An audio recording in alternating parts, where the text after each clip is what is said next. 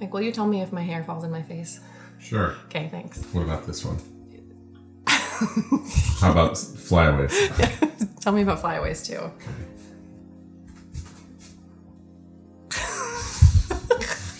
We'll work with it. Thanks also on beauty. Okay.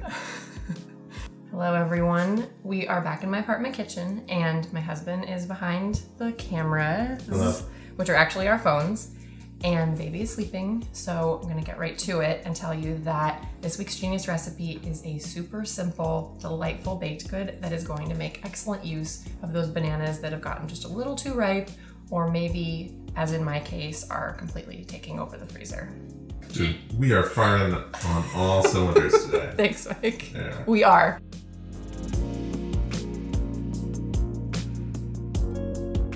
This recipe comes from Samantha Seneviratne's amazing, beautifully written book, The Joys of Baking. At Food 52, though, we know her as Sam because she is our beloved food stylist and friend who you've seen in other Genius videos in the past.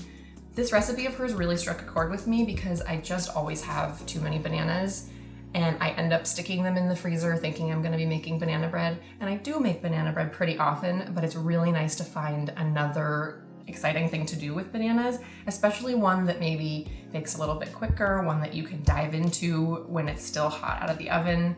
I'm pretty excited about this recipe. So we're gonna be calling her in a little bit and she's gonna be talking me through some of the steps, but I'm gonna do a little bit more prep work first because I need to chop a couple things. Because these banana bread scones get chopped dark chocolate and chopped hazelnuts. If you wanna mix those up, use a different kind of nut, leave out the chocolate, use a different kind of chocolate, go right ahead, but I'm gonna do it the way Sam intended. So these hazelnuts have been toasted already. I just threw them in the oven at 325 for like 5 to 10 minutes until they smelled good and toasty. And then I threw them in a towel so that they could steam a little bit because that will loosen their skins.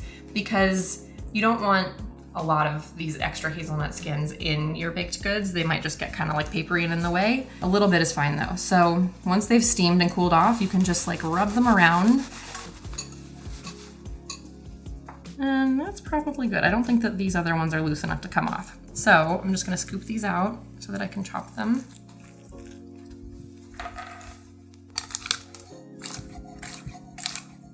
Just giving them a rough chop. But basically, just decide how big of a chunk of hazelnut you want to bite into. All right, I think that's good. And then I'm also gonna chop up this dark chocolate. Same deal, just choose whatever size chocolate you want to be biting into. So all my prep work is done. I think it's a good time to call Sam so that she can walk me through actually making the dough and tell me a little bit more about her book. Hi, Sam. Hey, Kristen. Oh, it's so good to see you. Where are you right now? We are up in a lake house in Maine. It's great. We're still in Brooklyn. I miss Brooklyn. Me too, actually. Yeah, I bet. I bet everybody does. At least we have scones, and they're such good scones. We can always have scones. Yeah, and I feel so lucky that I get to have you here to make them with me, and you can make them at the same time. It's almost like we're in the studio together, as it would have been in other circumstances. Almost, without the hugs. Yeah. Oh. Soon. It looks like you are a little further ahead than me. You've got a few more things prepped than I do, so I gotta catch up. So I'll do the parts that I don't necessarily need your coaching for first. I'm just gonna whisk these dry ingredients together, but I wanted everyone to see what the dry ingredients are. So there's some all-purpose flour, there's some brown sugar. You call for dark brown, but I have light brown. I hope that's okay. Works just fine. Great, and it goes. I have some salt, and I have some baking powder. You know, my brown sugar was really soft when I meased it last night, and I thought that covering it tightly would be enough. It wasn't enough. I'm like now forcibly crumbling it with my hand. That's all right. Maybe it'll even have little chunks in your scones. Do you like when that happens? I think it's okay. I mean, it's not a lot of sugar, so it's probably fine. And I would never, you could microwave it with a damp paper towel or something like that to bring it back. But it's just a scone. That's kind of the beauty of a scone. It's like a super simple, relaxed, baked good. You don't have to fuss too much. I love that. Yeah, it's no like, I don't know, cannoli or croissant. It's like something you do while you're doing something else, basically, because it's so easy. And I think I'm just gonna use my hands to make the whole thing pretty much. I mean, you give options for using knives or a pastry cutter, but I'm just gonna use my hands, I think. What about you? I cut my butter. My butter was frozen, so I cut it up small to start with to make my job a little bit easier. So it's pretty close to where it needs to be, but I'm gonna use my favorite thing when I don't have a pastry blender is 2 knives, scissor style. It really works well. No special tools needed. So we need to talk about the banana situation that I'm in, which is that I do not have, I don't have ripe bananas. What I have is 2 little bananas that I pulled from my freezer and thawed overnight in the fridge. And I'm gonna take them out of their freezer burned skins. And I wanna ask you, if you're making this with frozen bananas, is there anything that you should keep in mind? Because they do tend to be wetter after they've frozen and thawed. Yeah, right. There's a lot more banana liquid, which I wouldn't discard because all of that banana liquid, it has delicious banana flavor. So what I would do, the recipe calls for mixing the cream, the banana, and the vanilla together before you add it into your dry ingredients. But I would just do the banana with all of its liquid and the vanilla, put that in, and then sort of moderate your amount of cream because you may not need the full 1/3 of a cup to moisten the dough. And if it's overly wet, your dough's gonna be super sticky, and then your final scones could be a little bit tough. So I would say maybe just put a little less cream if your bananas are really, really wet. Okay. But also, if you throw it all in, again, I don't really think you can mess these up. I agree. Because I had to eyeball with 2 small bananas instead of 1 extra large banana, I'm gonna do the half cup measure that you say, but I've got all the liquid mixed in. Okay, got my mashed banana. And I need to beat my egg.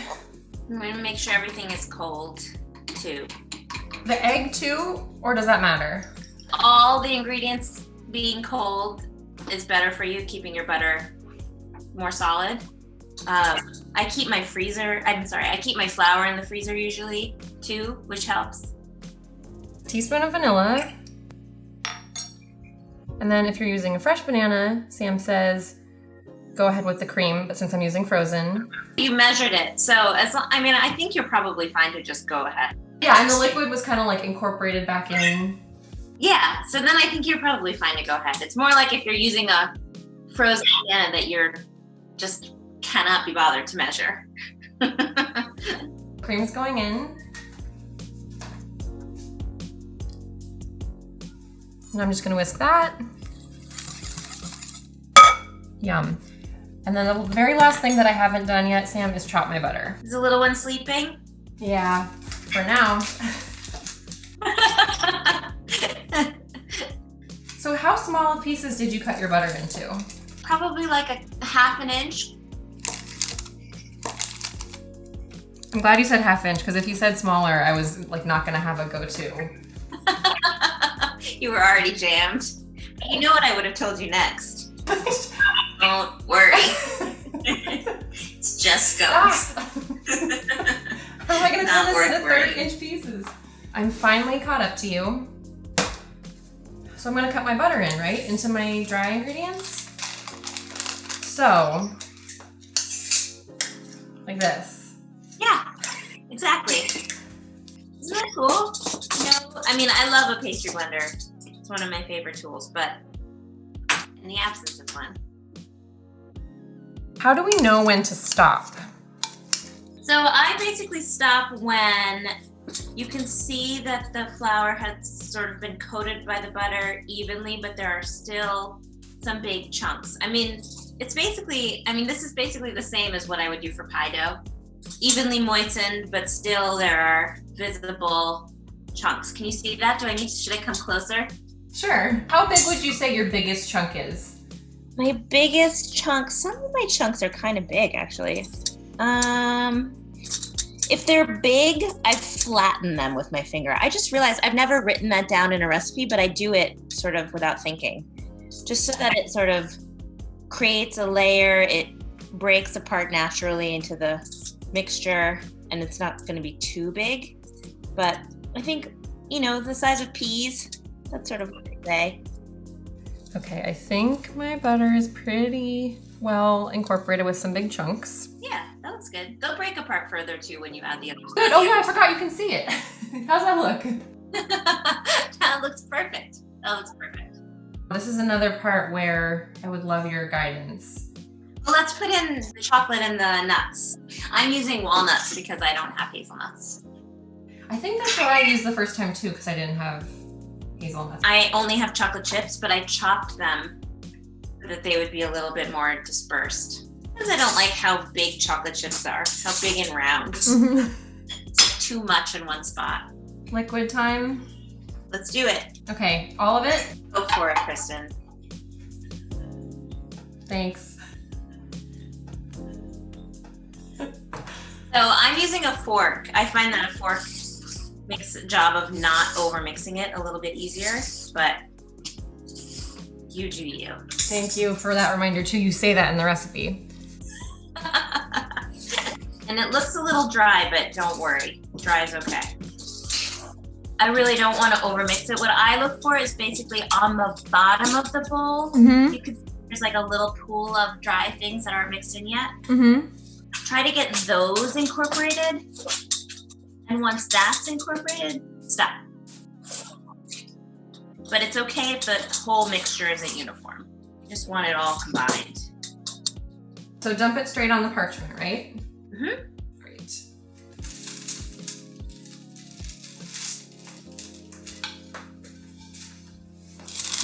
This already smells so banana-y. So what are we doing now? I'm not kneading it. I don't care that it's not uniform. I'm just patting out this mush into a 6-inch round? I think? Yeah, that sounds right. And I like it too when there's like cracks and bits that aren't perfect. Because in the end, I think that makes for like a craggier, nicer finished product. I'm gonna cut mine. I'm gonna use a bench scraper. I'm using my 5-2 knife. Oh.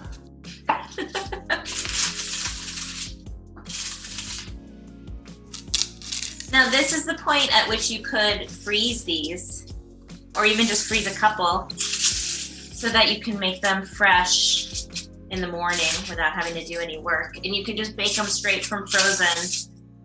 You don't need to thaw them. They just might take a little bit longer to bake through. I love that because, it's harder to share right now. So like to have 8 fresh baked scones when you're in a small household you feel a lot of pressure to eat them very quickly. Exactly. So this way you could have fresh scones every day for several days if you pop them out of the freezer and bake them off every morning. Exactly. That's what I do with cookies too. I always have cookie dough in my freezer portioned out so that you can just bake like 3 at a time. Because really, a warm baked good is always better. I think you'll appreciate how messy I've gotten here. You also might appreciate, after I cut them, there was a bunch sticking to my bench scraper, so I just like globbed it off and shoved it back on top of a scone. That's perfect. All right, so does that look about right? Whoa! I'll just leave it there. Yeah, they look perfect. Do they look, can you see mine? Yeah. I'm gonna slide it onto my baking sheet. Yours look very tall and proud. If your butter got warm at all, if you're working in the summertime or anything, now would be a good time to just chill them. You could chill them for even 15 minutes or something just to make sure the butter is nice and cold. Mine is still pretty good, so I'm gonna go with it. But the colder your butter, the less bleaching you'll have. And you want your butter to stay inside your scone so you can eat it. Okay, I think I'm gonna just go for it. I think mine's pretty cold too. Cool, let's do it. Are you gonna brush yours with cream? Yeah. I don't have a brush, so I'm using my finger. I have a brush, but I don't love my brush, to be honest, so I like to know that you can just use a finger. Yeah, man. I don't usually have sanding sugar around, but any sugar, like granulated or turbinado, sugar in the raw, whatever, is gonna make it crunchy and sweet on top, right? That's all you're going for. Okay, great. I think these are ready to go in the oven. Let's do it. Thanks, Sam. These are gonna go into a 425 oven for about 22 minutes. Then we get to eat scones with Sam. I know, isn't that so great? 20 minutes.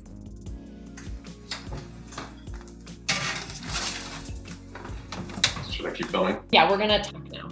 As opposed to what we were doing before. Define talk. We gotta wait for the scones to bake, so Alright. now we can really get into it. Oh, cut loose. And for one thing, we can talk about your beautiful book. Oh, thank you. Can you tell us a little bit about this book and how it's maybe different from your other books? This book, it's called The Joys of Baking, joys plural, because I think it's about all the things that come together to sort of make a rich and wonderful life, good and bad. All of the things in the book are sort of inspired by moments in life, mine, my friends, my family, and the chapters are divided by emotions. So you can think about what that means, but it's not really a roadmap of what to do when you're feeling certain ways. It's more like baking projects inspired by life's interesting moments. And in that way, it becomes a possible roadmap. I hope so. Actually, you're right. Maybe it is. It could be. I have to say, your writing is so beautiful, and I just loved, even before I started baking out of it, I just read it cover to cover, and like you can just read it like a book. Thank you. I find writing to be very, very, very challenging. So if you liked reading it, that means a lot to me. I loved it. Your writing style is very unique and very, like, it really gets you. So yeah, the story behind this one, which happens to be in the Grace chapter. My son, Arthur, who is now almost 3, when he was a little baby, he really, really hated bananas. He hated them.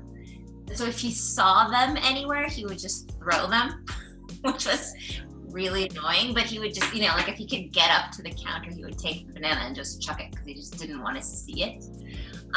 So it turned out that I would have like one battered, bruised banana on the regular, thanks to him. And I wanted a recipe that didn't take a whole lot. I love banana bread as much as the next person, but it takes a lot of it. You gotta have like 3 perfectly ripe bananas ready. So what I really wanted was something that could be made with just 1 banana whenever you had one. And the story that accompanies this, it's a longer story about, did you read the whole essay that came before that story? Oh my gosh, I did the first time around. Oh, I forgot which one it was. Yeah, that's a big one. It's been a while, yeah. Oh man. I went through a lot of feelings, and basically in the end, what I decided was Scones was sort of my love letter to people in my life who treated me with love and kindness all the time, despite how I behaved. Because you can basically make them at any moment. If somebody drops in, you can make a scone in minutes, as we just demonstrated, and share something sweet and warm with somebody that you love. How do we know when they're done? When they're golden? Golden brown, and also you could stick a toothpick into the center, just like a cake. I don't do that. I just sort of smell them and touch them in the center, because you can sort of see if they're still wet. Mine are good. I'll show you what happened. Oh, they look cute though. Do you see them all kind of squeezed in together? Yeah, cozy. You see mine? I should take a picture. Yeah. Sam, I have a question. What would you eat these with? Or would you eat them with anything? I know traditionally people might put like butter on scones or something, but I think that they are pretty rich as is and sweet from all the banana and sugar and stuff. So I don't really think you need to do anything except maybe get a cup of tea ready and favorite book. That's what I'm gonna do when Artie goes down for a nap. That sounds dreamy. I won't put anything on them either then. These are not the like austere scones of like a British novel. These are like party scones for 2020. So you don't really need anything on them. They are flawless. Thank you. Mmm. This is so good. They are pretty good. I haven't made these in a while. I always feel a little guilty saying that my own recipes are good, but Own it. Your recipes are good. The name of these is perfect because they are banana bread in scone form. They taste of banana bread and make you feel like that comforting, familiar feeling of banana bread, but then you get texture that banana bread really could never have. I feel guilty not sharing. I'm just standing here with a tray of scones eating them myself. I've got one person I can share with so far. You want some? Yeah. Okay. Should we see if there are other people that want to share our scones? You want to try some scone? Probably not. Which is... Oh! All right. Is that yummy? Do you want some more? Yeah, you want that? She likes it. You want more? Oh, yeah. Oh, that makes me so happy.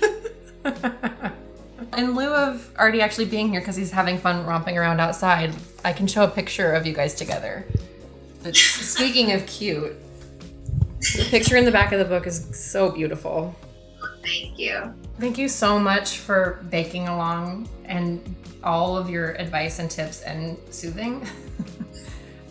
It was so much fun to get to do it with you. Really fun. Let's do it in person very soon. I hope so. And with these guys. Yeah. Bye, cutie. Bye. Thanks, Sam. Do you like Sam's scones? I think she likes Sam's scones. She didn't say.